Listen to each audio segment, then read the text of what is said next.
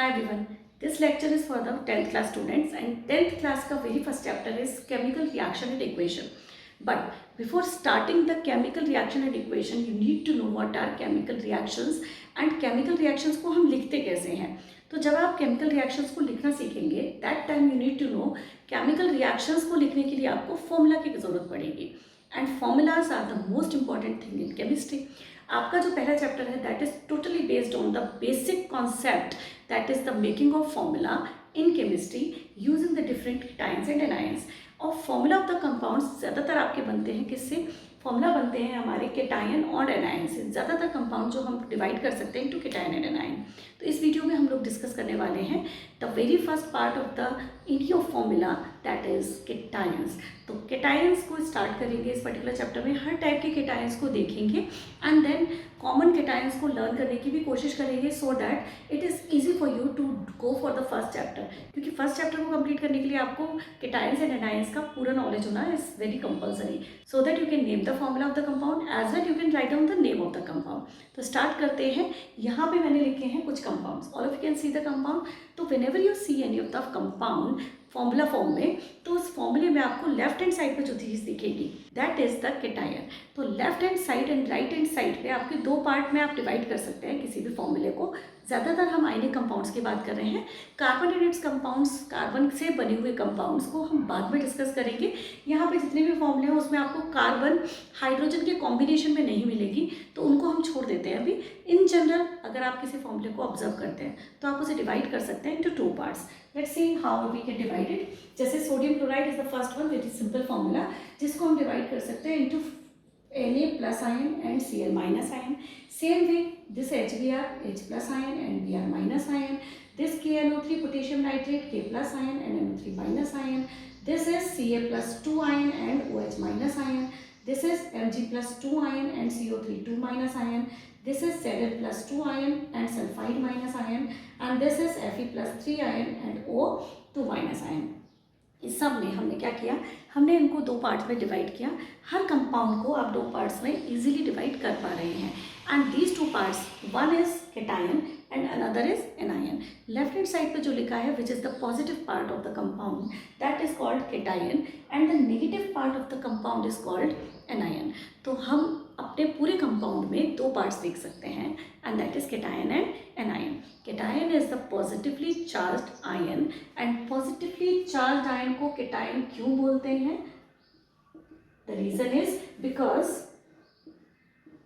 Anode is positive, cathode is negative, है ना. तो जब भी हम इलेक्ट्रोलाइटिक सेल पढ़ते हैं तो कैथोड और एनोड पे पॉजिटिव और नेगेटिव चार्जेस होते हैं. एनोड वाला जो होता है उस पर पॉजिटिव चार्ज होता है, कैथोड पे होता है नेगेटिव चार्ज. ओके, तो अगर मैं यहाँ पे कोई कंपाउंड रखती हूँ, suppose I am taking NaCl, this will break down by passing the electricity. तो ये किसमें टूटेगा? प्लस माइनस में. जो प्लस आयन है where it will go? It will go towards the negative यानी कैथोड.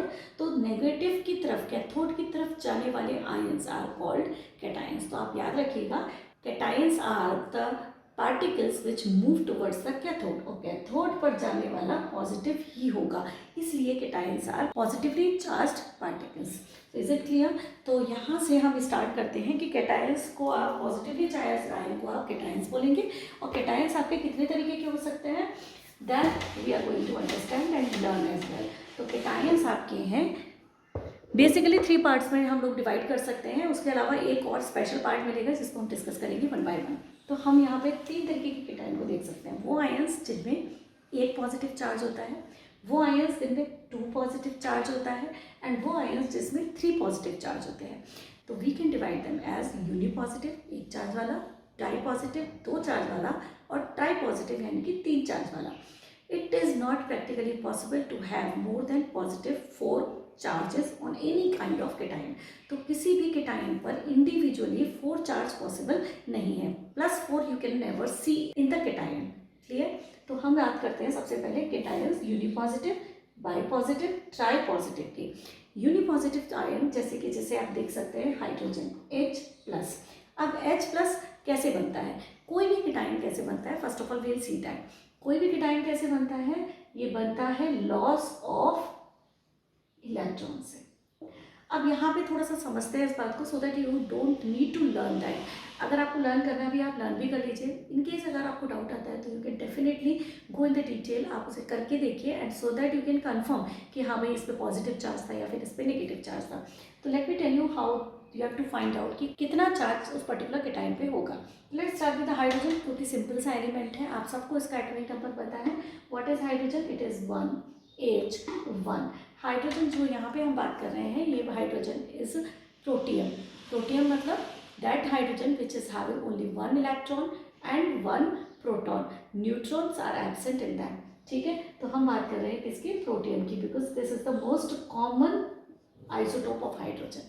ठीक, हम लोग हाइड्रोजन की बात कर रहे हैं, और जब भी आप किसी केटायन और एनायन को चेक करना हो तो आपको क्या ज़रूरत पड़ेगी? केवल और केवल एटॉमिक नंबर की। आपको एटॉमिक मास को लर्न करना भी इतना ज़्यादा ज़रूरी नहीं है, just because all the chemical properties of any element depends only on the atomic number, जिसका नंबर जो बराबर होता है किसके? नंबर ऑफ इलेक्ट्रॉन्स के, which is also equal to number of protons. तो number of protons and number of electrons किसी भी एलिमेंट में क्या होते हैं? बराबर। और जब वो बराबर होते हैं तभी तो आपके किसी भी एलिमेंट पर कोई चार्ज नहीं होता है इन इट्स ओरिजिनल स्टेट।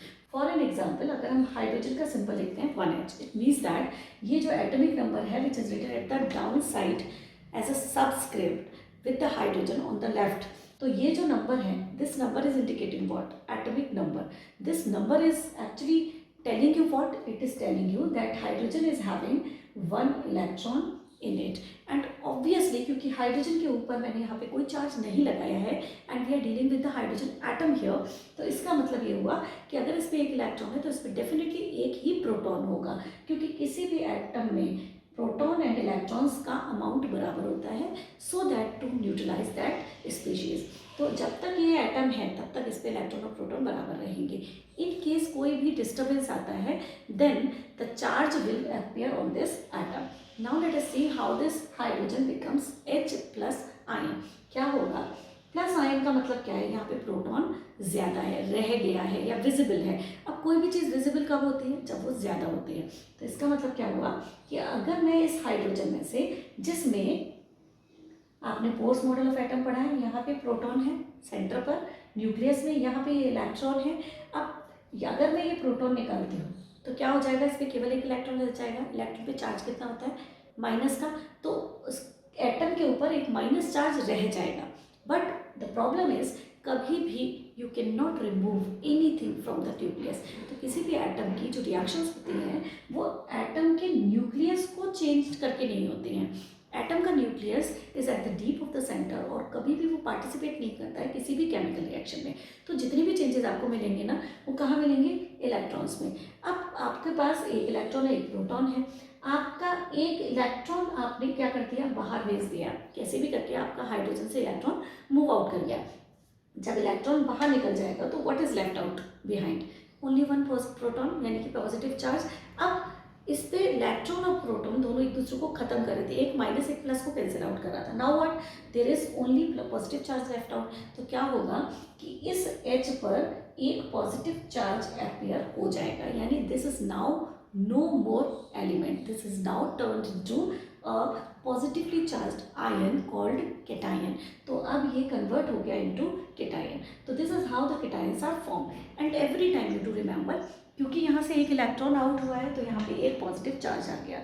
कोई भी एलिमेंट ऐसा है जिसपे कि 2 इलेक्ट्रॉन आउट होते हैं तो उस पर 2 पॉजिटिव चार्ज आएंगे, किसी में 3 है तो उस पर 3 पॉजिटिव आएंगे, किसी पे 4 है, not possible. I told you कि 3 से ज़्यादा charges will not be visible on any of the cation और एनायन। तो किसी भी आयन पे आपको कभी भी +3 या -3 से ज़्यादा चार्जेस नहीं मिलेंगे। तो यहाँ पे बस मैंने इतना बताया है कि how the positive ions are formed, या कैसे बनते हैं positive ion? They are formed by the loss of electron, क्योंकि लॉस करने पर पॉजिटिव रह जाता है और वही पॉजिटिव जितना लॉस होगा उतना चार्जेस पे अपीयर हो जाएगा। तो आप लोग क्योंकि configuration you have already understood in the 9th standard, और एक अलग से वीडियो में उसे एक्सप्लेन कर दूँगी मैं इलेक्ट्रॉनिक कॉन्फ़िगरेशन को, so that you can understand how to find out कि कितना पॉजिटिव चार्ज उस पर्टिकुलर आयन पे होगा। लेकिन अभी के लिए आप बस इतना समझिए कि जितना इलेक्ट्रॉन्स कोई भी एटम लूज करेगा उतना ही चार्ज उस एटम के ऊपर अपीयर हो जाएगा, and that makes that atom positive. And now this is no more atom. अब ये किसमें टर्न हो गया? Into cation. ठीक है, तो कैटायंस कैसे बनते हैं? कैटायंस आर फॉर्म्ड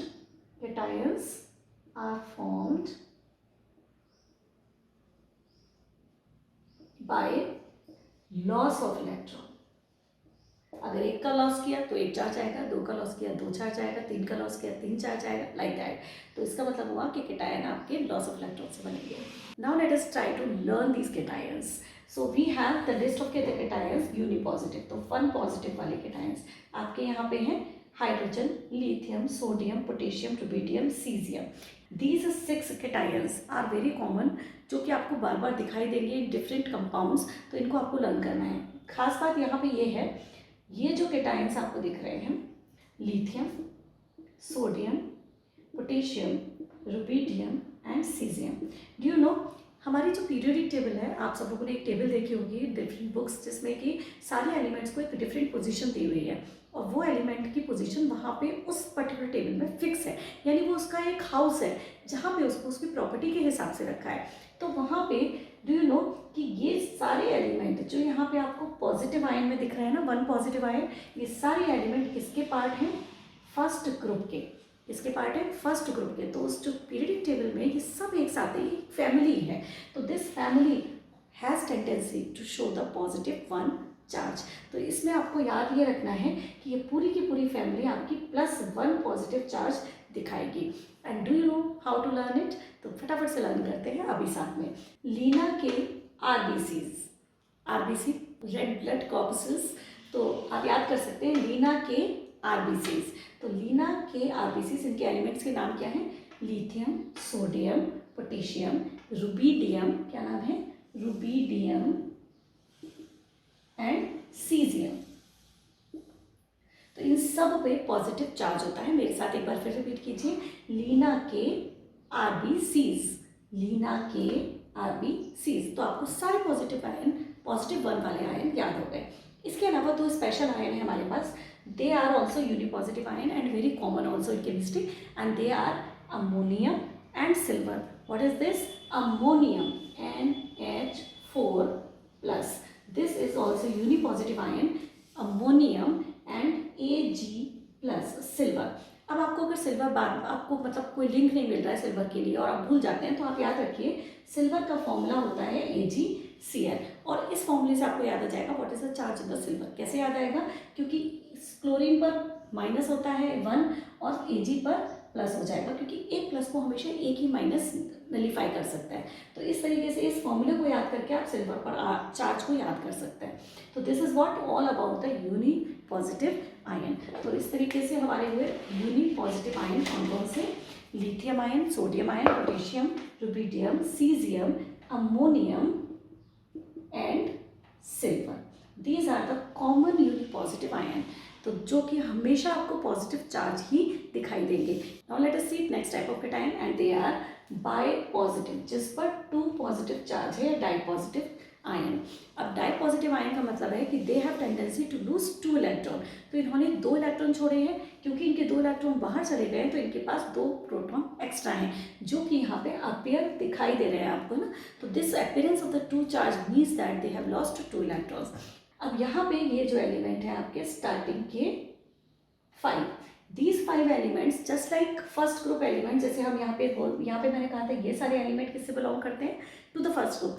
बिल्कुल ऐसे ही जब आप पीरियोडिक टेबल को सर्च करेंगे, पीरियोडिक टेबल में जो दूसरा कॉलम है, उस दूसरे कॉलम में आपको ये सारे एलिमेंट दिखाई दे जाएंगे, and these are the part of the second group. तो आपको अननोइंगली आपने फर्स्ट ग्रुप और सेकंड ग्रुप के एलिमेंट्स भी याद कर लिए, and never they change their charge, never they change their valency. कभी भी ये ऐसे नहीं करेंगे कि कभी 1 छोड़ दिया, कभी 2 छोड़ दिया, ऐसा कभी नहीं होगा कि Li पर +2 चार्ज आपको दिख जाए। This is not possible. तो ये जो है फिक्स चार्ज है इनके, ठीक है।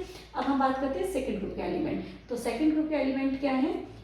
Beryllium, magnesium, calcium, strontium, barium,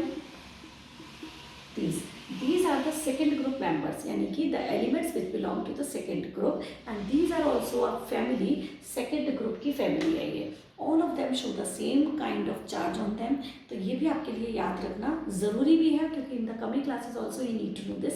लेकिन अभी के लिए ये चार्ज भी आपको साथ में याद रह जाएगा कि अगर बेरियम है या आपका मैग्नीशियम है, कैल्शियम है, स्ट्रॉन्शियम है, इन सब में आपको पॉजिटिव चार्ज है। आपको प्लस चार्ज 2 याद नहीं रखना है, बस ये फैमिली याद रखनी है। And you know that this is belonging to the second group and इसके ऊपर +2 चार्ज रहता है। ठीक है, तो ये क्या हुआ आपका Bmg का सर बड़ा, Bmg का सर बड़ा।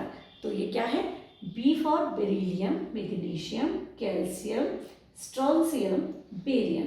तो इस तरीके से आपको पूरे एलिमेंट ऐसे याद हो गए जिनकी वैलेंसी +2 होती है, या जो लोग इलेक्ट्रॉन्स 2 रिमूव करते हैं उन पे +2 चार्ज आते हैं। ठीक है, इसके अलावा एक और कैटायन है which is very very common in chemistry, जो कि बार बार आप देखेंगे, and that is zinc +2 ion which is always bipositive ion. तो इस तरीके से you can learn all the dipositive cations in simple way, है ना। तो अब चलते हैं तीसरे टाइप के कैटायन पर। एंड तीसरा कैटायन है आपका ट्राई पॉजिटिव। और try positive cation actually 3 electron निकालने पड़ेंगे तब आपका ट्राई पॉजिटिव बनेगा। And this is the reason कि जो एलिमेंट्स हैं वो 3 इलेक्ट्रॉन अपना देना पसंद नहीं करते। तो केवल एक एल्यूमिनियम ऐसा आपको दिखेगा जो कि आपको ट्राई पॉजिटिव आयन में फिक्स पॉजिटिव चार्ज के साथ आपको दिखाई देगा। Rest of the positive ions are not very common. तो यहाँ पे आपका aluminium is the only ion which will be showing tripositive charge. ठीक है, now let's move to the next type of ions and these are the special category of ions, cations called cations with variable valency. अब इसका मतलब है कि वो cation जो अपनी वैलेंसी को या अपने चार्ज को बदल सकते हैं, समटाइम्स समथिंग एल्स और समटाइम्स समथिंग एल्स। इसका मतलब है कि वो आपको चार्ज याद रखना पड़ेगा कि आपका जो कंपाउंड है उस पर्टिकुलर कंपाउंड में उन्होंने कौन सा वाला चार्ज शो किया है, +1 है या +2 है या +3 है। तो दे change their valency, they change their charge. तो बस ये जो एलिमेंट्स हैं ये आपको अलग तरीके से याद रखने होंगे। तो let's see what these elements are. ये हैं iron, copper, lead and tin. ये कॉमन है, वैसे बहुत सारे एलिमेंट होते हैं केमिस्ट्री में जो कि चार्ज को चेंज करते हैं, बट आपको बार बार ये दिखाई देंगे। लेकिन इन दोनों में से भी ये दोनों जो है ना, iron and copper, these are the most common elements which show the variable valency in your syllabus. ठीक है, तो आप कॉन्सेंट्रेट इन पे भी कर सकते हैं, खाली इसको आप चाहें तो छोड़ भी सकते हैं। हालांकि लास्ट 2 वाले जो है वो एक ही पैटर्न पे चलते हैं, तो if you want you can understand this also. तो स्टार्ट करते हैं हम लोग इन दोनों से। तो what is this, iron. Iron is found in the valency 2 as well it is found in the state +3.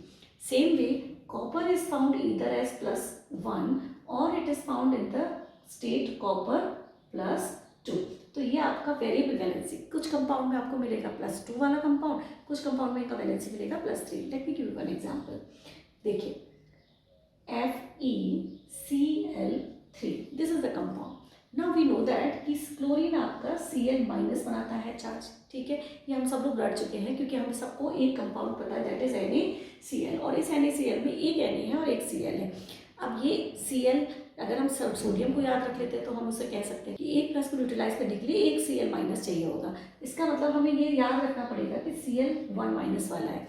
तो अगर Cl1- है तो यहाँ पे आयरन के ऊपर कितने पॉजिटिव चार्ज होंगे, क्योंकि यहाँ Cl कितने लगे हैं, Cl1, Cl2, Cl3, 3 minus charges किसको न्यूट्रलाइज करेंगे, आयरन तो एक ही है। तो इसका सीधा मतलब हुआ कि +3 would be the charge on the iron. और यही चीज़ हम यूटिलाइज करते हैं इन मेकिंग द फॉर्मूला।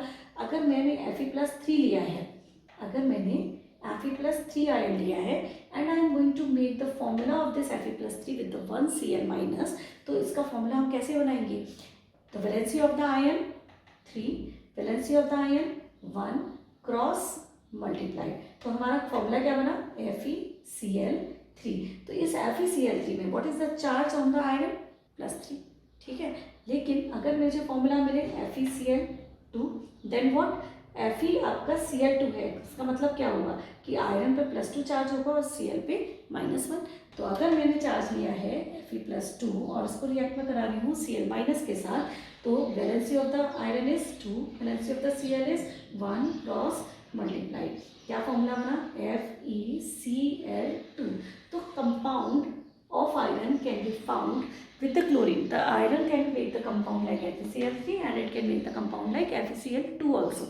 इसका मतलब क्या हुआ कि आयरन अपनी वैलेंसी को चेंज कर सकता है, तो इसका मतलब इसके फॉर्मूले भी चेंज होंगे। तो हमें ये ध्यान रखना है, फॉर्मूला देख के हमें पता लगाना है कि FeCl3 का मतलब है कि सारा चार्ज यहाँ से आया होगा, क्रॉस मल्टीप्लाई कर रहे हैं, तो इसका चार्ज FeCl3 का मतलब है कि कंपाउंड आपका बना है +3 चार्ज वाले आयरन केटायन से, जबकि FeCl2 बना है Fe+2 वाले केटायन से।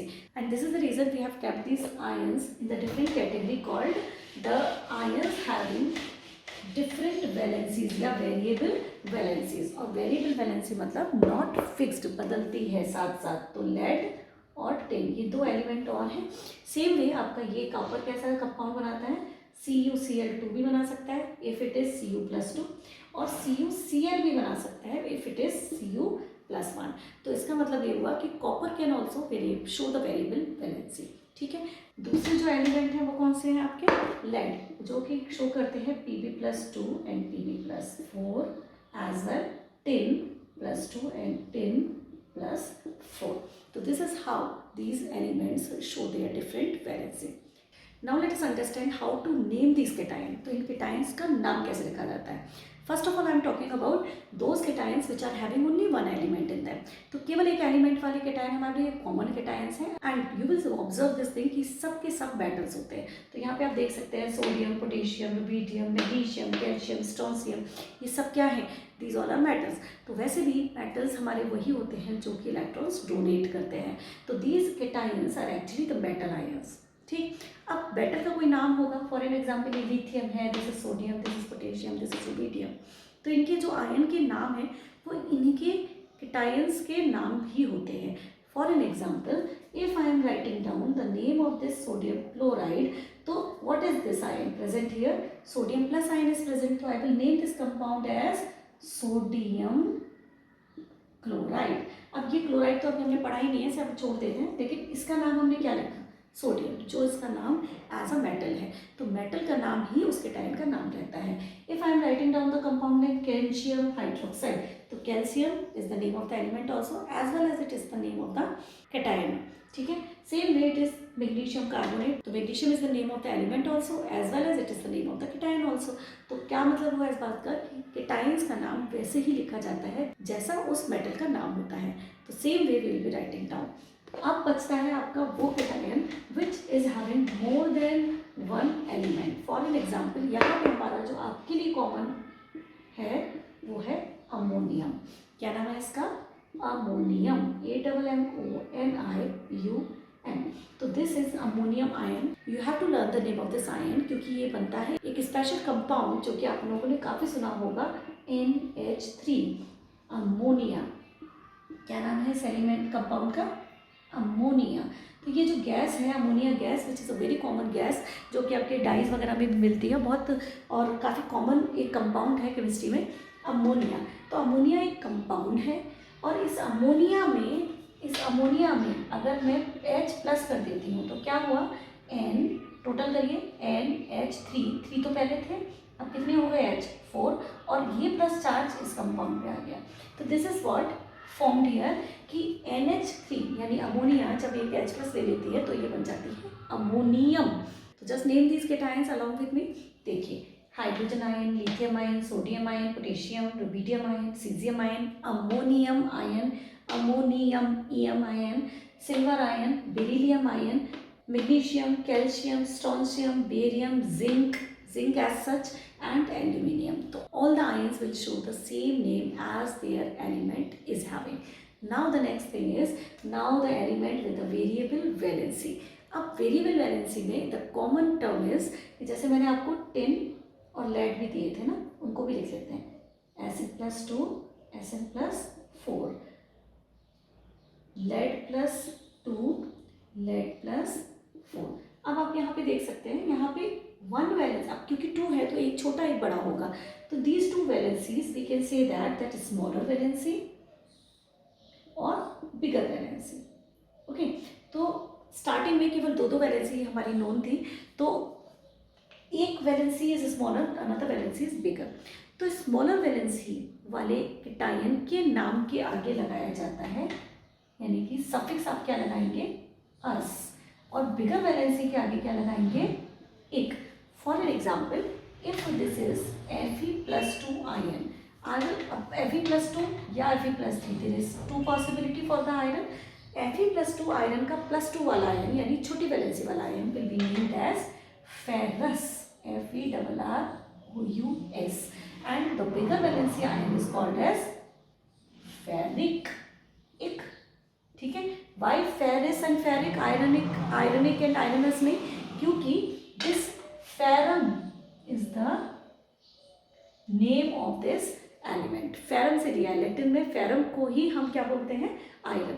तो ये आपका जो आयन का नाम बनाया, this is taken from the Latin name of this element. ठीक है, तो ferrous and ferric are the name of these two different ions with variable valency. Same way Cu+1, Cu+2, तो you don't get confuse with कि Fe का +2 और Cu का +2 अस होगा, not like that. Cu का +2 एंड Fe का +2 से compare ना करके Cu की two variable valencies are +1 and +2, जिसमें +1 स्मॉलर है तो ये हुआ Cu+, क्योंकि ये छोटा है, and this is Cupric। Okay, दस, जबकि यहाँ पे this is Fe+2 and this is ous, तो you just compare it in such a way कि आपका छोटा वाला smaller one is given the suffix, जबकि bigger one is given the ic suffix. I hope clear है। चलिए देखते हैं नेक्स्ट वन। नेक्स्ट हमारा है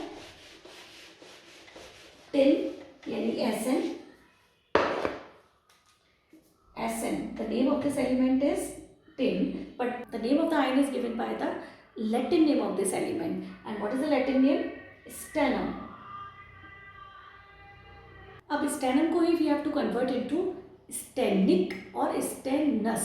अब stannous क्या होगा, Sn+2, अस मतलब स्मॉलर वन, स्टैंडिक क्या होगा, Sn+4 यानी कि बिगर वन। सेम वे आपका जो दूसरा एलिमेंट है वो है Pb, and this is what, lead. The common name is lead, but the Latin name is plumbum, Plumbum, and the plumbum, smaller valency wala ion of the plumbum will be named as plumbus, and bigger valency wala ion will be named as plumbic. So plumbus, plumbic, stannous, stannic, cuprous, cupric, ferrous, ferric. These are the common ions which are having variable valency. So I hope ये clear हो रहा है आपको कि how the name of the ions are written. Now let us understand one more very important thing related with this variable valency cations. What is that? It is stock notation. Stock notation. अब होता क्या है कि now we know that many of the element are of that kind जो कि बहुत सारी valency show करते हैं। It's not always like that कि किसी की दो ही वैलेंसी होंगी। अगर दो वैलेंसी हैं लाइक Fe+2 Fe+3 तब तो इट इज़ ईजी टू से it is smaller and it is bigger. For an example, अगर कोई एलिमेंट +1 +2 +3 +5 ऐसे करके वैलेंसी शो कर रहा है, अब इसमें बड़ा छोटा क्या है, यू कैन नॉट डिटरमाइन ना, तो इसलिए यहाँ पे हम स्टॉक नोटेशन का यूज़ करते हैं। स्टॉक नोटेशन में we don't need to use the term like ous and ic, यानी आपको छोटा और बड़ा वाला कॉन्सेप्ट जो था उसमें OUS अस लगाते थे, जिसमें IC इक लगाते थे, वो यहाँ पे यूज़ नहीं होगा। तो how we are going to name the compound then, let us C.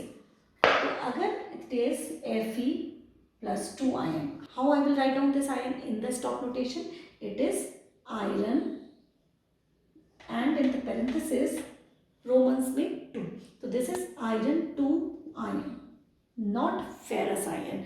If it is Fe+3 ion, I will write it as iron 3 ion, not ferric ion. So this way we will mention the charges in the Romans just after the element, and that creates, और उसके आगे ion भी लिखते हैं. This is called the stock notation of the ions. Why we need to do it? Because many of the elements are showing the variable valency, variety of the valency. अब variety of the valencies में it is not easy to denote कौन सा कम कौन सा ज़्यादा, क्योंकि 1 2 3 4 5 6 अब कौन सा छोटा कौन सा, ous and ic are the only 2 notations जो हमें दिए गए थे for the smaller and bigger. अब bigger and smaller concept cannot be applied with the variable valency with many of the valencies. That is why this stock notation is now very useful. For an example, if you can see Mn+2 ion is possible, तो हम क्या लिखेंगे, manganese, MANGANESE, manganese 2 ion. अगर ये Mn+3 है तो मैं लिखूंगी मैंगनीज +3 आयन। अगर ये Mn+6 Mn+7 है तो मैं लिखूंगी Mn+7 आयन, लाइक दैट। तो any of the element which will show more than 2 valencies will be better written in such a way called stock notation. तो आई होप ये clear हो रहा है आपको कि how the cations are named and what are the major cations important for you. These cations are going to work for you in any case. ये अपना charge change नहीं करेंगे कभी भी। ये +1 है तो +1, +2 है तो +2। इन एनी वे ये सारे एलिमेंट्स जो कि वेरिएबल वैलेंसी वाले हैं ये आपके कॉमन है, बहुत सारे होते हैं बट यहाँ पे there are common elements called showing the variable valency, जिसको आप या तो इन कॉमन अस एंड एक से लिख सकते हैं। Otherwise now according to IPSC we have to use stock notation, जहाँ पे आप एलिमेंट लिखते हैं उसका नाम के आगे पैरेंथेसिस में you right on the charge in the Romans along with ion. So this is how we can name and we can understand the cations. In the next video we'll be learning what are anions and we'll also see how to learn them. If you like this video, please hit the like button, share it and subscribe to my channel. Thank you.